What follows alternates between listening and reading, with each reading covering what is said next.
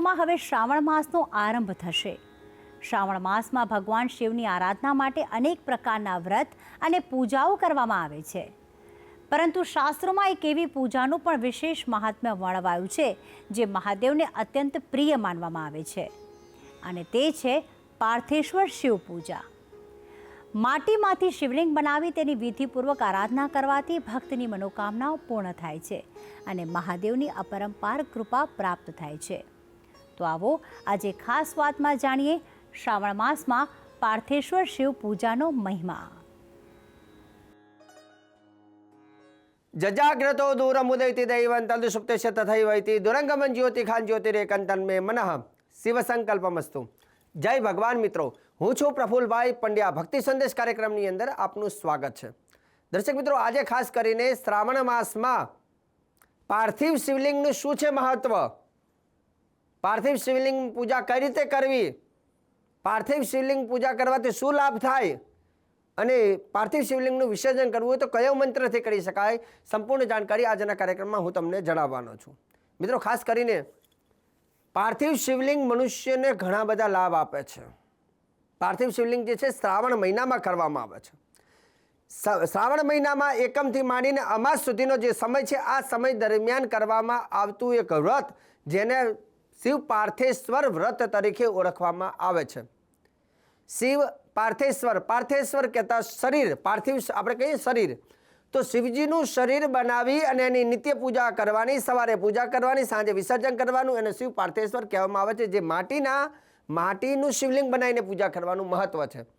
હવે રહી વાત શિવ પાર્થેશ્વર વિધિ વિધાન માટે, એવું કહેવાય છે કે નારદજીએ ભગવાન શિવજીને મહાદેવજીને પ્રશ્ન કર્યો હતો કે હે ભગવાન મહાદેવજી, હે ભોલેનાથ, તમારા માસની અંદર તમારી નિત્ય પાર્થેશ્વર માટીના શિવલિંગ બનાવી પૂજા કરવાથી શું લાભ થાય છે? ત્યારે ભગવાન શિવજી કહે છે કે હે નારદજી, જે વ્યક્તિ શ્રાવણ માસની અંદર શિવ પાર્થેશ્વર વ્રત લે છે, પૂજન કરે છે, તો એ વ્યક્તિને ધર્મ, અર્થ, મોક્ષ અને સાથે સાથે એવું કહેવાય છે કે અપમૃત્યુમાંથી મુક્તિ મળે છે, શિવલોકમાં એનો વાસ થાય છે અને સમસ્ત મનોકામના પૂર્ણ થાય છે। એ વ્રત છે એને શિવ પાર્થેશ્વર વ્રત કહેવામાં આવે છે। પાર્થિવ લિંગ પૂજયા, પાર્થિવ લિંગ પૂજાયા વિધિજ્ઞેય સુરેશ્વર, શ્લોકમાં લખ્યું છે પાર્થિવ લિંગ પૂજાયા વિધિજ્ઞેય સુરેશ્વર કિમ ફલમ ચાસ્ય વિઘ્નાયમ કથમ મુદ્યાપનમ ભવેત। ભગવાન નારદજીને કહે છે કે હે નારદજી, જે વ્યક્તિ શિવ પાર્થેશ્વર એટલે કે માટી દ્વારા, એટલે કંકણ રહિત જે કાંકડા હોય એને બાજુમાં મૂકી અને માટી દ્વારા જે શિવલિંગ બનાવવામાં આવે છે, માટી પાછી ખાસ કરીને ચીકણી માટી હોય તેવી ચીકણી માટી લઈ અને શિવલિંગ બનાવીને પૂજા કરે છે, તેની મનોકામના પણ પૂર્ણ થાય છે।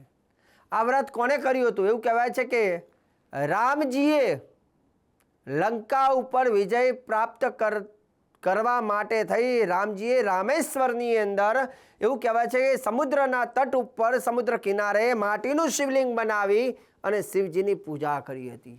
બીજા નંબરની વસ્તુ, દશરથ રાજાએ પણ એમને જ્યારે સંતાન ન હોવાના કારણે પોતાના ગુરુને કહ્યું, ત્યારે પોતાના ગુરુએ શિવ પાર્થેશ્વરનું વ્રત કરવાનું કહ્યું, એટલે પત્નીઓ સાથે દશરથ રાજાએ પણ શ્રાવણ માસમાં શિવજીનું શિવ પાર્થેશ્વર વ્રત કરી અને એવું કહેવાય છે કે પુત્રોની પ્રાપ્તિ કરી હતી। જેમાં આ વ્રતથી શિવજીને સ્વયં એમના ઘરે શિવજીએ વરદાન આપ્યું છે અને સ્વયં નારાયણ એટલે કે ભગવાન વિષ્ણુ ભગવાને નારાયણ સ્વરૂપ એટલે કે રામ સ્વરૂપ ધારણ કરી, એટલે રામજી તરીકે દશરથ રાજાના ઘરે જન્મ પણ લીધો હતો। એવું કહેવાય છે કે આ વ્રતની અંદર તળાવ અથવા નદીની માટી લઈ અને પવિત્ર ગંગા જળ પધરાવી અને ભગવાન શિવજીનું સ્વરૂપ બનાવવાનું। ચીકણી માટી હોય તો ચીકણી માટી ખાસ લેવી અને એ માટી દ્વારા ભગવાનનું સ્વરૂપ બનાવવું। હવે તમને પ્રશ્ન થાય કે શિવલિંગ કઈ રીતે બનાવવું, અને શિવલિંગ બનાવતા હોય ત્યારે આ મંત્ર મનમાં બોલવો જરૂરી છે। ઓમ હરાય નમઃ, ઓમ હરાય નમઃ, ઓમ હરાય નમઃ, આ મંત્ર બોલવો। હવે જેમ શિવલિંગ બનાવવાનું કેટલું, તો કે ખાસ કરીને અંગૂઠાનો જે ભાગ છે એટલું શિવલિંગ બનાવવું જોઈએ। બીજા નંબરની વસ્તુ, એક શિવલિંગ એક વિત્તા એટલે કે વ્યાજ જેટલું બનાવવાનું, એક મોટું બનાવવાનું। વિધિ વિધાન કઈ રીતે કરવા? એક બાજટ લેવું અથવા એક પાટલો લેવો અથવા એક તમારે કાસ્ટ લેવું. કાસ્ટ એટલે લાકડાનું કોઈ પાટિયું હોય એ પણ ચાલે. એવું કહેવાય છે કે એ પાટિયા ઉપર અથવા બાજટ ઉપર અથવા પાટલા ઉપર તમારે એક કપડું પાથરવાનું, સફેદ કપડું.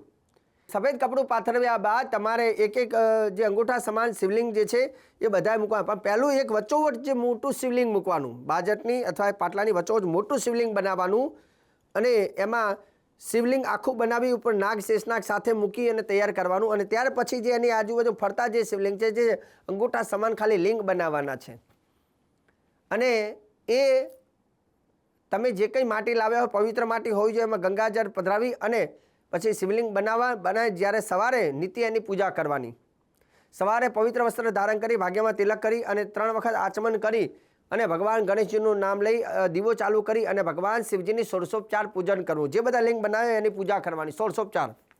ષોડશોપચાર પૂજામાં શું કરવું એ તમને કહી દઉં છું. ષોડશોપચાર પૂજાનો ક્રમ છે પહેલું ધ્યાન, એટલે કે ભગવાનને યાદ કરવા, નમસ્કાર કરવા અને ભગવાનનું આવાહન.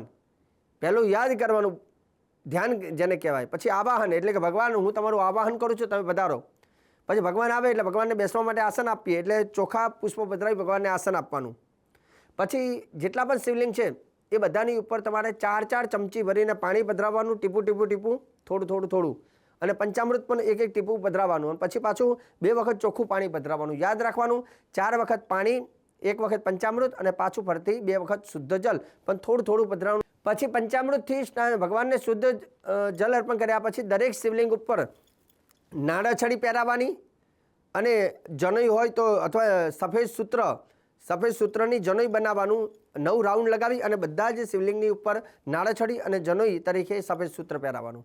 દરેક શિવલિંગની ઉપર ચંદન અથવા ભસ્મથી તિલક કરવું. દરેક શિવલિંગ ઉપર અક્ષત ચોખા ચડાવવા અને દરેક શિવલિંગની ઉપર પુષ્પ, ફૂલની પાંખડીઓ અર્પણ કરવાનું. અને બિલ્વ પત્ર જે છે મોટું શિવલિંગ હોય એની ઉપર ચડાવજો. આટલું કરાવ્યા બાદ ભગવાનને ખાસ કરીને ગુલાબનો હાર, સાથે ધૂપ, એક માટીના કોડિયામાં દીવો અને કંઈક પ્રસાદ ભગવાનને અર્પણ કરવાનું. હવે મહત્ત્વની વસ્તુ એ છે કે આ વ્રત તમે લેતા હોય તો આ 11 નામ, રોજ આ 11 નામનો પણ ઉપાય કરવાનો છે. જેમ કે ભગવાનને તમે પ્રસાદ અર્પણ કરી દીધો પછી એક ચંદન અથવા ભસ્મની વાટકી લેવાની અને એમાં અનામિકા આંગળી મૂકી અને એક નામ બોલી અને આમ ગંધ એટલે કે એ જે ભસ્મ છે એનો છાંટો નાખવો ભગવાનની ઉપર પાર્થિવ. એમાં 11 નામ ખાસ બોલજો. આ પ્રમાણે 11 નામ લખી પણ લેજો. પહેલું નામ છે ઓમ શિવાય નમઃ, એટલે બોલવાનું ઓમ શિવાય નમઃ, ઓમ મહેશ્વરાય નમઃ, ઓમ સંભવે નમઃ, ઓમ પિનાકિને નમઃ, ઓમ શશિશેખરાય નમઃ, ઓમ વામદેવાય નમઃ, ઓમ વિરૂપાક્ષાય નમઃ, ઓમ કપર્દિને નમઃ, ઓમ શીતિકંઠાય નમઃ, ઓમ ઉમાકાંતાય નમઃ, ઓમ નીલ લોહિતાય નમઃ. 11 નામ બોલી અને છાંટા નાખવાના. અને ત્યાર પછી ભગવાનની ક્ષમા યાચના અને આરતી કરી અને સાંજે એ બધા શિવલિંગને તમારે જલમાં વિસર્જન કરવાના. સૂર્ય અસ્ત થતો હોય જેને સાયંકાલ કહેવાય છે ત્યારે આ વિસર્જન કરવા જોઈએ. હવે ઘણા બધા લોકો કહેતા હોય કે શાસ્ત્રીજી અમે સ્થાપના કરી, પૂજા કરી, આ તો બરાબર, પણ વિસર્જન કરતી વખતે શું કરવાનું? તો વિસર્જન કરતી વખતે કંઈ નહીં, ખાલી હું જે શ્લોક બોલું છું, જે શ્લોક તમે લખી લેજો, એ શ્લોક બોલી અને તમારે ચોખા વધાઈ દેવાના અને આ શ્લોક બોલી દેવાનું. એ બોલ્યા પછી બધા શિવલિંગને લઈ અને કશાકમાં, પાત્રમાં અથવા થેલીમાં લઈ અને જલમાં જઈને પધરાવવાના. જેને વિસર્જનનો શ્લોક આ પ્રમાણે છે: શિવો હરો મહેશ્ચૈવ, શિવો હરો મહેશ્ચૈવ, શૂલપાણી પિનાકધૃક, રુદ્ર પશુપતિશ્ચૈવ, મહાદેવ વિસર્જનમ. આ શ્લોક બોલી અને તમે ચોખા પધરાવો છો એટલે એનું વિસર્જન થઈ જાય છે અને જલમાં પધરાવી દો. હવે શાસ્ત્રમાં એવું લખ્યું છે કે જો તમે આ શ્લોક ના ભાવે તો ઓમ નીલ લોહિતાય નમઃ બોલીને પણ તમે વિસર્જન કરજો. ઓમ નીલ લોહિતાય નમઃ બોલીને વિસર્જન કરજો. બીજા નંબરની વસ્તુ કે પાર્થિવ શિવલિંગ તમારે કેટલા બનાવવા એને લઈને પણ શાસ્ત્રમાં લખ્યું છે કે જે મનુષ્ય 1000 શિવલિંગ બનાવે છે, આખા મહિનામાં કુલ 1000 શિવલિંગ બનાવે છે અને વિદ્યાની પ્રાપ્તિ થાય છે. 500 શિવલિંગ બનાવે છે અને ધનની પ્રાપ્તિ થાય છે. જે શ્રાવણ માસમાં 1500 શિવલિંગ બનાવીને આ વ્રત કરે છે અને સંતાનમાં પુત્રની પ્રાપ્તિ થાય છે. 1 કરોડ શિવલિંગ બનાવવાથી મનુષ્યને મોક્ષ મળે છે. 100 શિવલિંગ બનાવવાથી ચોરનો ભયમાંથી મુક્તિ થાય છે. ખાસ કરીને દરિદ્રતા, જે લોકોના જીવનમાં દુઃખ રહેતું હોય એના 500 શિવલિંગ બનાવવાથી એના જીવનમાં દુઃખોમાંથી મુક્તિ મળે છે. અને 10,000 શિવલિંગ બનાવવાથી મનોરથ મનોકામના પૂર્ણ થાય છે. અને 1500 શિવલિંગ બનાવવાથી જે વ્યક્તિ જેલમાં હોય અને જેલમાંથી કારાવાસમાંથી મુક્તિ ન મળતી હોય તો એના માટે થઈ અને એના પરિવારના વ્યક્તિઓ 1500 શિવલિંગ બનાવી અને વ્રત કરે છે તો એને કારાગાર એટલે કે જેલમાંથી એને મુક્તિ મળે છે. તો આ મહત્વ રહેલું છે પાર્થિવ શિવલિંગનો મહિમા. દર્શક મિત્રો, ખાસ કરીને મેં તમને સરસ મજાની જાણકારી આપી છે. આગળ પણ ભક્તિ સંદેશ કાર્યક્રમમાં હું પ્રફુલ્લ પંડ્યા તમને આવી જ જાણકારી, શ્રેષ્ઠ જાણકારી, સુંદર જાણકારી રોજે રોજ આપતો રહીશ. કાર્યક્રમ જોવાનું ચૂકતા નહીં. મને આપી દો રજા. જય ભગવાન.